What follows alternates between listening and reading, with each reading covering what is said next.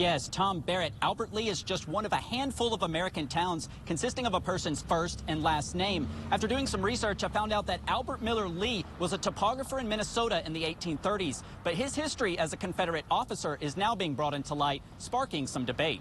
Mattson is currently at a facility in Omaha, Nebraska, and although he has a long ways to go, we spoke to his wife today, who did have a positive update, saying Eric's memory is all there. The biggest challenge he's dealing with is balance. However, his appetite is back, and he is able to write letters back and forth with his daughters weekly. Reporting live in the studio, Tejada, KTTC News.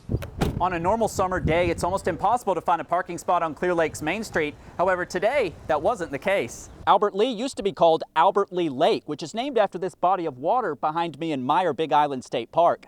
It was here on the normally peaceful Oak Street in Waseca, a community of around 9,000 people, that Officer Mattson's life changed forever. The string of car thefts began in the beginning of the summer when school let out, the first of which happened just 2 blocks from the Casson Police Department. After its grand opening last 4th of July, Harmony Spirits had to change a few things this year. Everything. Yeah, so pretty much our whole business structure changed. We made hand sanitizer, something we'd never thought about or attempted until the COVID-19 situation. Canceling Harmony's 4th of July celebration was something the town had never thought about either, until this year.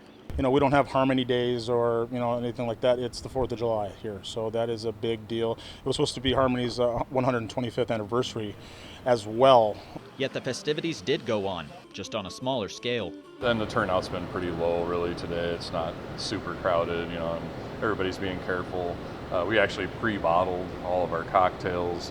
Most of the region's celebrations were canceled, but there was a beer tent, free golf, car show, golf cart parade, live music, and fireworks in Harmony for residents and visitors to enjoy this year. Part of who we are. It's part of what Harmony is, and means a lot to people. Yeah, and totally. I mean, that's why Harmony picked the 4th of July, because we're all patriots in Harmony.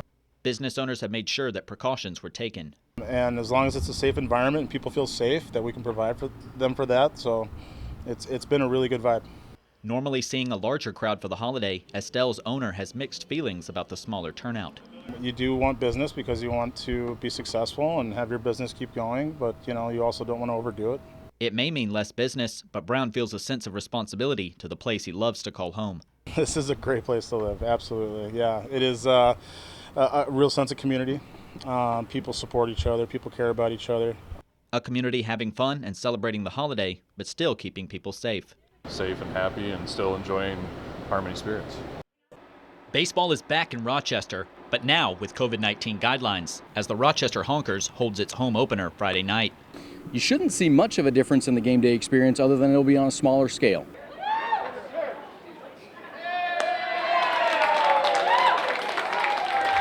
Staff members sanitizing the stadium and setting social distancing markers for seating, on top of wearing gloves and masks. Normally we have about 2 or 3 months to get this all done. We had about 10 days to get it done. And after months of recruiting, some last-second changes were needed. We had to do some shuffling with the roster. There were some players who weren't comfortable traveling and coming across the country. Despite the changes to the ballgame experience, Honkers fans are glad to be back at Mayo Field. It's my summer getaway. We like baseball. It's just a fun game, and it's all part of summer. It's not just the baseball that keeps fans coming back. And all the staff and everybody are really friendly. They make you feel like you want to come back again. They're drawing you into the stadium instead of pushing you out the door. And I think most people kind of respond to that. I have. Friday's home opener was sold out, or at least at 250 max capacity. We'll come a couple times this year. I like how they've spread out the different rows and such, so I'm perfectly comfortable coming. I think we take precautions. We're all going to be just fine. The season has been shortened to 40 games, and the Honkers will compete in a pod against only 4 other teams from Minnesota and Iowa. Yet this does not concern players or fans. They want to have a good experience. They want to play against good people. I don't think they're going to be too concerned with what it says on their uniform. 20 away, 20 here. I plan on being here all 20. I don't feel the most comfortable going out to eat at the dining center every day. I don't feel the most comfortable going into every class. But safety measures have been taken at Minnesota State Mankato. Hand sanitizing stations are everywhere, and I really appreciate those. I do feel safe, but of course, a little more student participation is always welcome. Even free testing available to students. And I did test. I tested negative, and that was really helpful for my own anxieties. The campus offers in-person, virtual, and hybrid class options and have worked to improve the distance learning experience.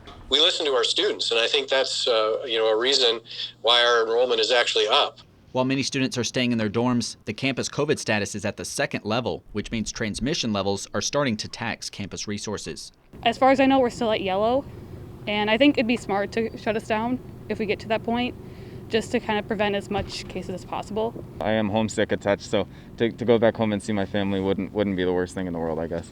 Yet the campus is hoping to keep students on campus in some capacity, even if most classes remain online. It's definitely hard. I kind of feel like I'm in class but also zoning out at the same time. It's not the same experience as being in person, but I know the professors are doing what they can to bring that experience to us. It's not a great, perfect experience, but it's the best experience we can provide them, and our students, I think, are appreciative of that. In Mankato, Alex Tejada, Fox 47 News.